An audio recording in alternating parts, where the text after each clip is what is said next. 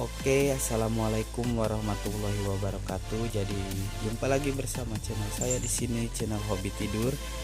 Jadi di video kali ini saya akan memberikan tutorial bagaimana cara memasak menggunakan rice cooker Hoko by Miso ya.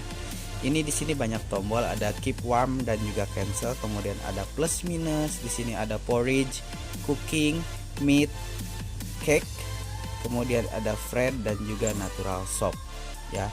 Kemudian di sini ada tulisan keep warm dan juga ada tulisan meat atau daging ya. Kemudian di sini ada cooking, kemudian di bawahnya ada nutritional soup.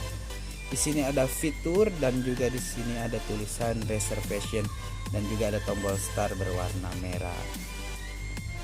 Jadi untuk langkah cara memasak menggunakan rice cooker Hoko by Miso, kita colokkan dulu kabel listrik ini ke colokan ya, tentunya yang ada listriknya.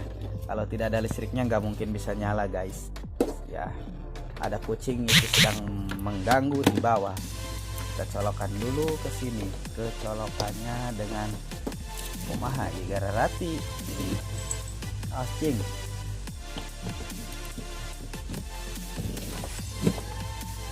Colok.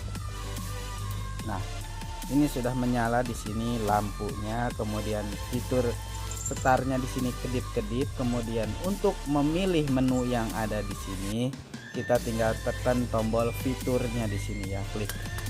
Ini masih. Nah, ini meat, ini memasak daging. Kemudian ada tulisan porridge ya.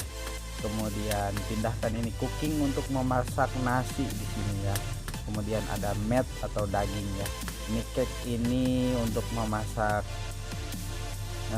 kue. Kemudian fried ini untuk menggoreng dan juga ada nutritional soup untuk memasak sop.